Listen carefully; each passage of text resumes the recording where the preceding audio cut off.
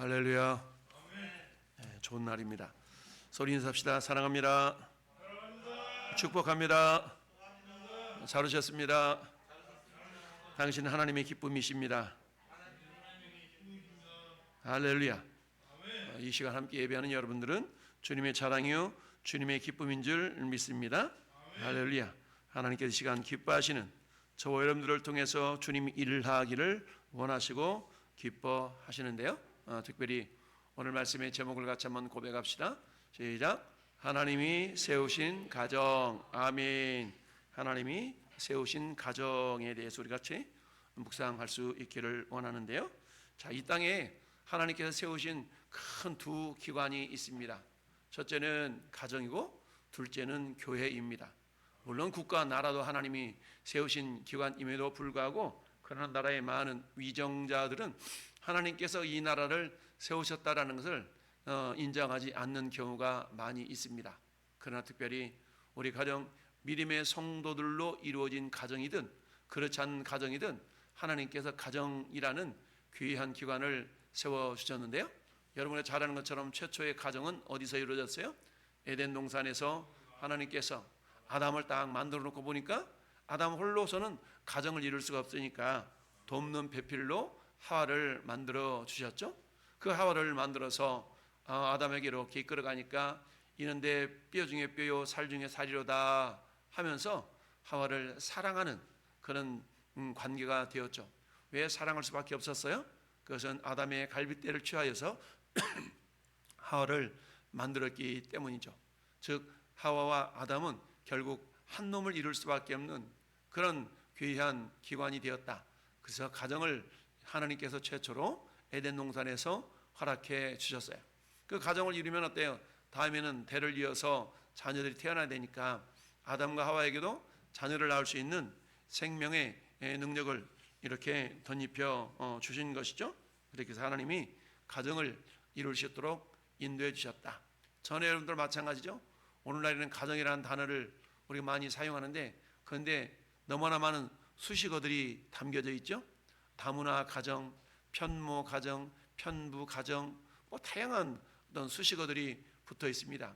원래 가정 그 자체만으로도 온전하고 완전한 그런 아름다운 공동체의 모습을 가져야 되는데 오늘날은 어때요?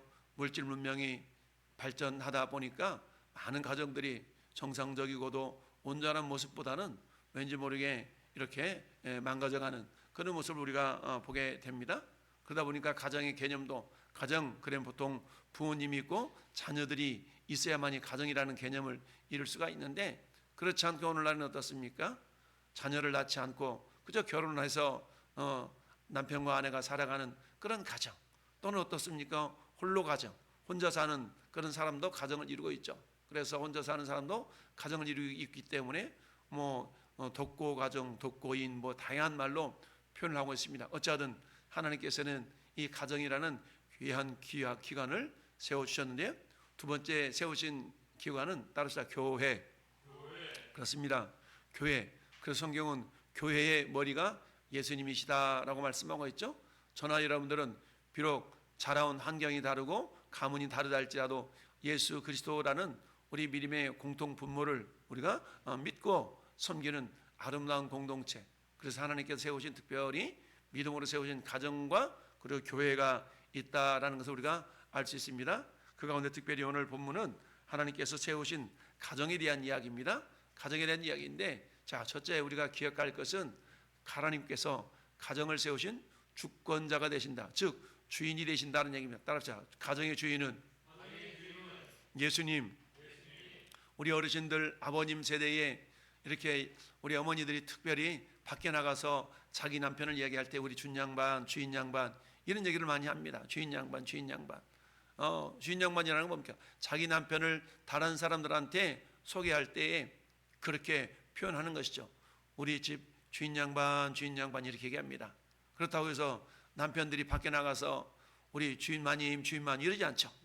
그런 것처럼 가정의 머리를 하나님께서 남편으로 세워주셨고 이건 보이는 머리죠. 그러나 보이지 아니하시는 머리는 여전히 누구시다? 예수 그리스도, 예수님이시다라는 것을 우리가 알 수 있습니다.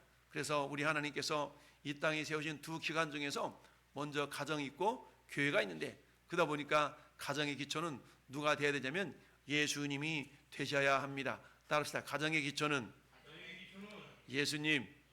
그렇죠, 기초. 여러분, 우리가 건물을 이렇게 높이 쌓을 때 가장 중요하게 여기는 것 중에 한 가지가 기초 공사입니다. 왜냐하면 기초 공사가 제대로 되지 않거나 또는 건축하는 가운데 부실 공사를 하거나, 그런 몇십 년 전에 일어났던 삼풍백화점이라는 백화점이 홀라당 다 무너져 버리는 걸 보게 되고요.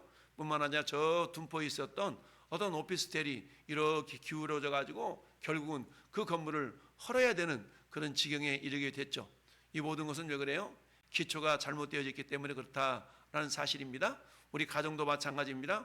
우리 가정도 어떤 기초 위에 세워지느냐에 따라서 그 가정이 건실하게 주님 오실 때까지 또는 주님 앞에 가는 그날까지 건강하게 지켜지는 가정이 있느냐, 그렇지 않는 가정이냐라는 것을 우리가 알 수가 있습니다. 그래서 에베소서 2장 20절 21절 말씀은 이렇게 기록하고 있습니다. 너희는 사도들과 선지자들이 터 위에 세우심을 입은 자라. 어디 터? 터가 있어요. 터. 그 터는 뭐라고 그랬어요? 사도들과 선지자들의 터. 그러니까 사도들과 선지자들이 터를 닦았다는 얘기입니다. 터를 닦았어. 근데 이 터가 뭔지 고린도전서 3장 11절은 이렇게 말씀합니다. 같이 읽어봐요. 시작. 이 닦아둔 것 외에 능히 다른 터를 닦아둘 자가 없으니 이 터는 곧 예수 그리스도라. 그렇습니다. 선지자들과 사도들이 열심히 닦았던 그 터는 결국 뭐라는 얘기예요? 예수 그리스도라는 이야기입니다. 그래서 그 안에서, 이 말은 예수님 안에서, 그래서 건물마다 서로 연결하여 주 안에서 성전이 되어가고 라고 말씀하고 있습니다. 여러분, 가정은 따라서 가정도 성전이다. 가정도 성전이에요.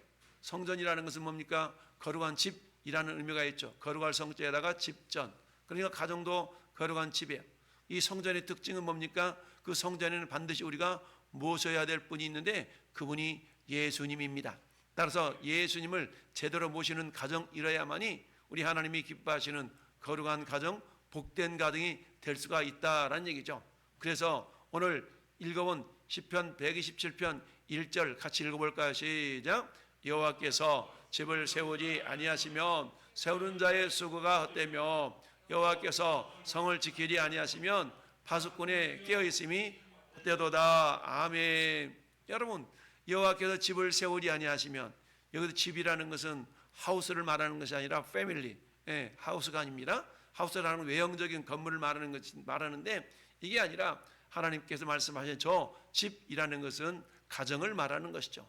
가정. 그래서 가정이라는 것은 남편과 아내와 자녀와 이처럼 부모님으로 구성되어 있는 그런 어떤 인격적인 조직체를 말하고 있는 것이죠.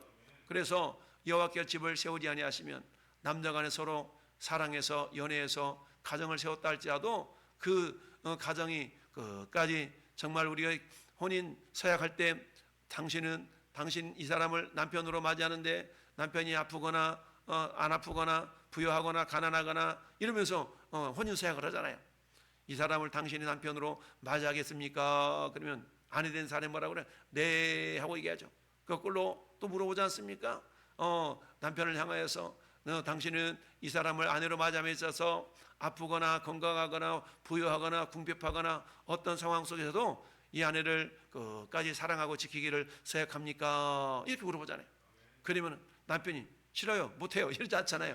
네 이렇게 대답하죠. 근데 이처럼 아무리 혼인 서약, 결혼식에도 혼인을 서약하고 뭐 글로 써가지고 막 그렇다 할지라도 하나님께서 세우지 않고 하나님께서 지키지 아니하시면 아무리 우리가 다짐하고 맹세해도 그게 뭐다? 헛된 일이 될 수가 있다라는 이야기입니다. 할렐루야. 오늘 말씀의 내용 시편 읽어본 그 말씀이 그 말씀인 거예요. 여호와께서 집을 세우지 않고 여호와께서 성을 지키지 아니하시면. 왜요? 성을 지킨다는 얘기는 적들이 침입하는 것을 막아주는 거 아니겠습니까? 우리 가정을 파괴하려고 하는 그런 눈에 보이지 않는 마귀 사탄의 괴계가 있어요. 그 마귀 사탄은 무너뜨리는 자요, 도적질하는 자요, 허무는 자요. 우리는 그것을 우리 힘으로 물리쳐낼 수가 없어요. 그래서 우리는 철저하게 하나님의 능력을 덧입는 자가 되어야 됩니다. 할렐루야. 그래서 어때요? 그래서 가정이 든든하게 세워줄 수가 있습니다.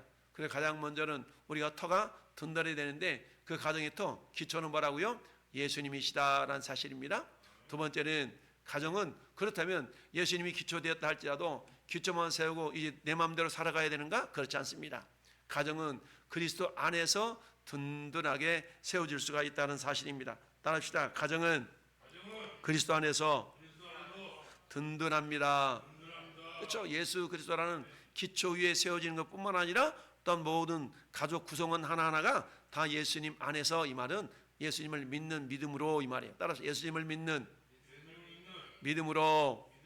그런데 가정을 이뤘는데 어때요?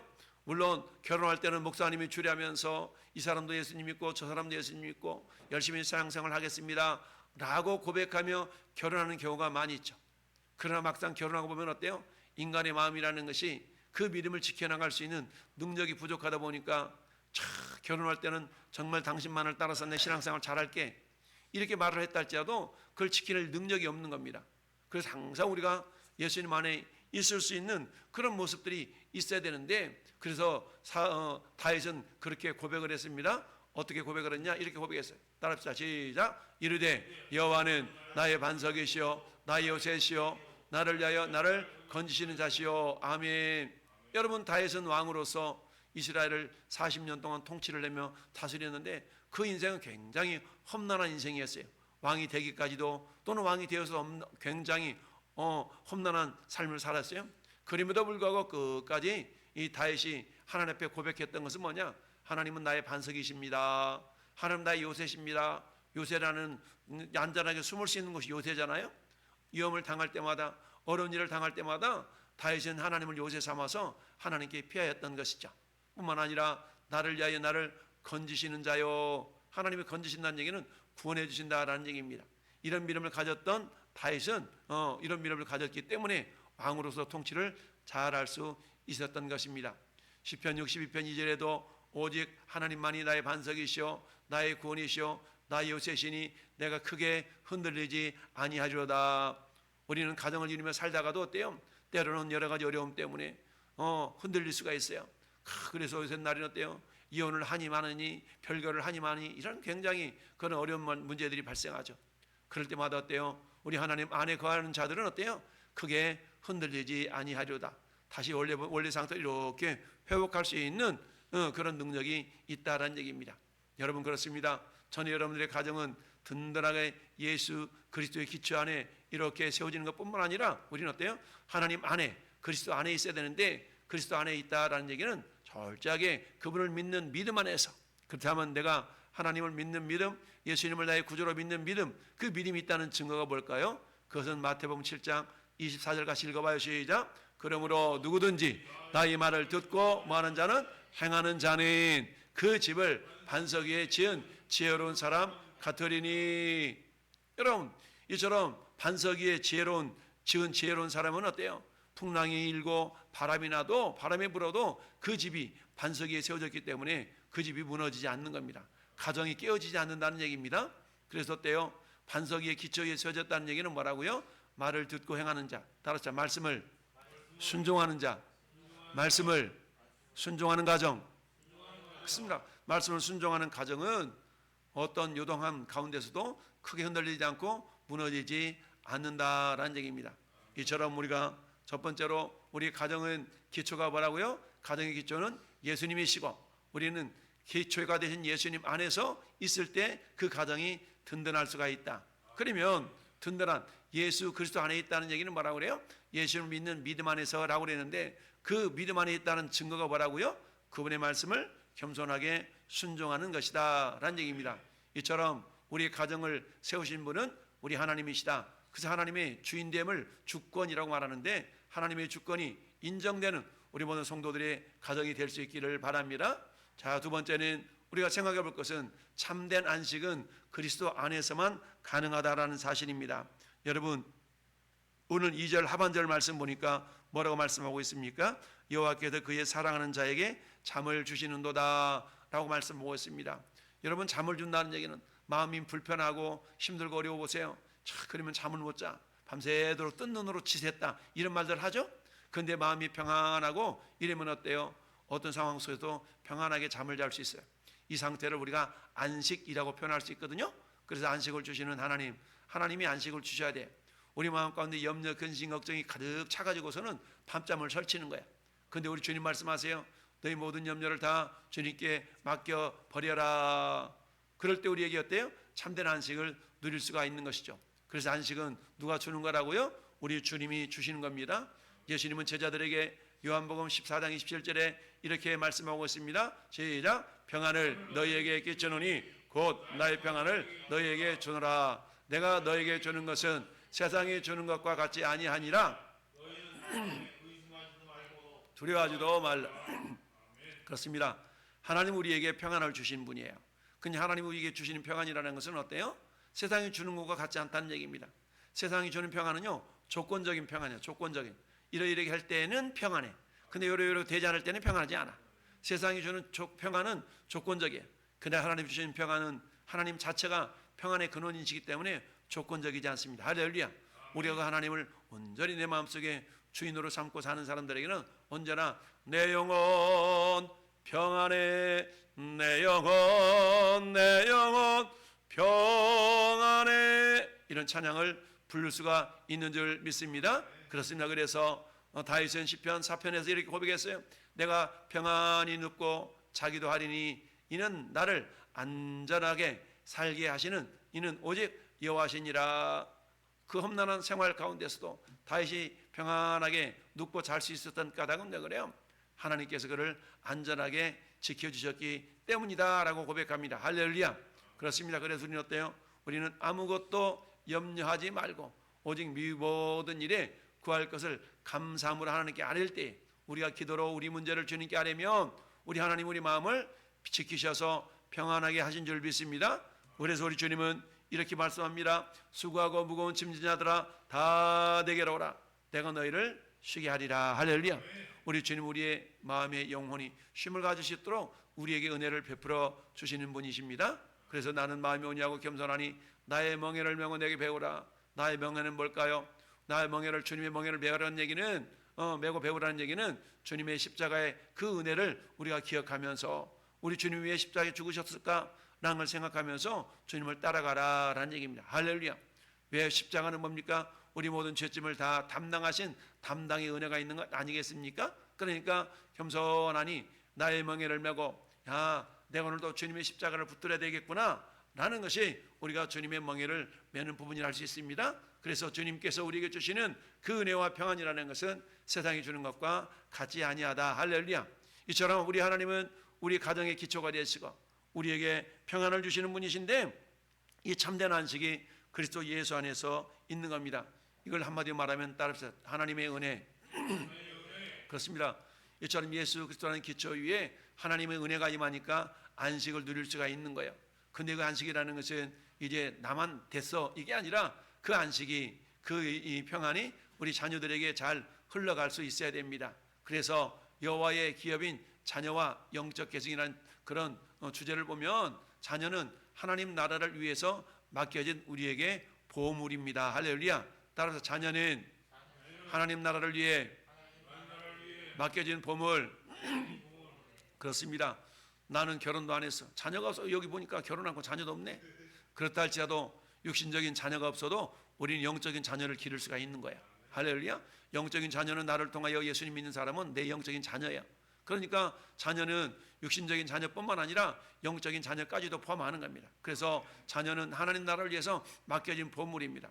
여러분들에게 전도할 기회가 주어지고 그 누군가를 전도했다면 하나님께서는 여러분에게 그 보물을 여러분에게 맡겨주신 거예요. 그러나 그 보물을 잘 관리해서 함께 천국에 잘 들어갈 수 있도록 어떻게 되는 겁니까? 그 계보, 영적인 계보를 이어갈 수 있어야 됩니다. 여러분 사무엘상 1장 27절은 누구에 대한 이야기입니까? 한나에 대한 이야기입니다. 한나는 어땠어요? 그야말로 하나님을 사랑하는 사람이었지만 자식이 없어서 그래서 어떻게 해요? 정말 예배당에 나가서 간절하게 하나님께 기도했더니 사무엘이라는 그런 귀한 아들을 하나님이 주셨어요. 뿐만 아니라 다윗에게는 솔로몬이라는 아들을 줬는데요. 다윗에게는 수많은 아들이 있었어. 근데 다윗의 계보를 이어갈 아들은 누구였어요? 솔로몬이었어요. 그래서 역대상 28.5절에 여호와께서 내게 여러 아들을 주시고 그 모든 아들 중에서 내 아들 솔로몬을 택하사 여호와의 나라 왕 위에 앉혀 이스라엘을 다스리게 하셨습니다 라고 고백하고 있는 것이죠. 하나님께서 수많은 아들 가운데 솔로몬이라는 아들을 통해서 하나님 나라를 이끌어갈 수 있도록 우리 하나님이 이렇게 선택해 주셨다라는 이야기입니다. 그렇습니다. 여호와에게 된 자녀는 우리에게 맡겨진 보물이에요. 보물. 그러니까 맡겨졌으니까 어때요? 영적인 계보가 멈춰지지 않고 끊어지지 않도록 잘 그것을 흘려보낼 수 있어야 됩니다. 따라서 영적 계보를 이어가라. 여러분 우리가 잘 아는 오늘 3절 말씀은 그렇잖아요. 보라 자식들은 여호와의 기업이요 태의 열매는 그의 상급이로다. 믿음의 자녀들로 우리들의 믿음이 자녀들에게 잘 연결이 되어져야 돼. 근데 자녀 세대들에게 믿음이 전수가 되지 않으면 어떤 일이 발생하느냐? 그가 하나님에 떠난다는 얘기는 하나님의 사랑과 하나님 축복을 받지 못한다는 얘기입니다. 그러니 늘 하나님 안에 있을 수 있도록 우리의 자녀들에게 영적인 그런 어떤 가치관들을 잘 전달해 줄 수 있어야 됩니다. 이게 영적인 계보를 이어간다는 얘기인데 오늘 잠언서 22장 6절은 이렇게 말씀합니다. 따라서 마땅히 행할 길을 아이에게 가르치라. 마땅히 행할 길을 아이에게 가르치라. 그리하면 늙어서도 그것을 떠나지 아니하리라. 우리 어린 주일학교 친구들이 오늘 무슨 날? 주일입니다. 주일은 뭐 하는 날이야? 하나님 앞에 가서 예배 드리는 날이죠 라고 부모님들이 자녀들을 교육해야 된다는 얘기입니다. 중간고사니까 예배는 다음 주에 드리고 중간고사니까 오늘은 열심히 공부해, 알았지? 이런 부모는 잘못된 부모예요. 하나님 앞에 나가서 먼저 예배 드리고 하나님께 지혜를 구하고 그리고 공부를 해야 하나님이 그 공부한 대로 열매를 맺도록 해주시는데, 야 너 시험 공부할 시간도 없는데 뭐 가서 1시간 예배 안 드려도 괜찮아. 그러니까 너는 오늘 오지 말고 도서관 가고 학교 가고 가서 그렇게 해. 엄마가 대신 기도할게. 이건 바람직하지 않는 겁니다. 어떻게든지 우리 믿음이 자녀들에게 잘 전수되어져서 어떤 상황 속에서도 타협하지 않는 신앙의 사람이 될 수 있도록 해야 됩니다. 그게 마땅히 행할 길을 아이에게 가르치는 거예요. 할렐루야. 여러분 우리가 잘 아는 디모데는 어머니 그리고 외할머니한테 믿음이 이렇게 믿음의 계보가 연결되어 있어요. 그래서 이렇게 얘기합니다. 사도 바울이 네 속에 있는 너라는 건 디모데 속에 거짓이 없는 믿음이 있음을 내가 안다. 이 믿음은 먼저 내 외조모 외할머니 로이스와 내 어머니 은유계 속에 있더니 네 속에도 있는 줄 확신하노라. 여러분 이 믿음이 디모데의 믿음은 어디로부터 왔어요? 엄마한테서. 엄마한테. 그리고 그 믿음은 또 어디로 올라가요? 엄마 믿음은 할머니한테 올라가. 외할머니한테. 이런 것처럼 전에 여러분 믿음도 그 누군가 나중에 너 어떻게 천국 가냐? 예, 저는요 우리 김효석 집사님 때문에 예수 믿고 천국 갔어요. 그러면 그 사람이 김효석 집사님이 아주 자녀인 거야. 어떤 분이 얘기합니다. 야 나는 최장한 성도 때문에 예수 믿고 천국 백성 되었어요 라고 얘기한다면 그것이 여러분의 면류가 되는 겁니다. 할렐루야. 이처럼 오늘 우리 모든 가정들이 가정의 기초는 누구라고요? 예수님. 그리고 어때요? 예수님 안에 있을 때 가장 든든하다고 그랬어요. 예수님 안에 있다는 얘기는 뭐라고 그랬습니까? 예수님 안에 있다는 얘기는 결국 그 믿음을 갖는다는 얘기고, 그 믿음이 있다는 얘기는 뭡니까? 말씀을 겸손히 순종한다는 얘기다라고 말씀하고 있습니다. 할렐루야. 그리고 그 예수님 안에 있을 때 우리에게 참된 안식을 주시는데, 이 참된 안식은 결국 어때요? 모든 짐을 져주신 예수님께서 담당하셨기 때문에 그게 가능하다. 따라서 이런 믿음을 이루는 가정이 되기 위해서는 나만 예수님이 됐지, 우리 자녀들 너는 그냥 공부 열심히 해? 이게 아니라 같이 교육하고 같이 예배당 가서 예배드리고, 할렐루야. 이렇게 믿음을 잘 계보를 이어갈 수 있는 그런 아름다운 가정, 그런 가정이 진정 주님이 축복하시는 가정이요 주님이 기뻐하시는 가정인 줄 믿습니다. 그렇습니다. 결론을 맺겠습니다. 1번 읽어봅니다. 시작.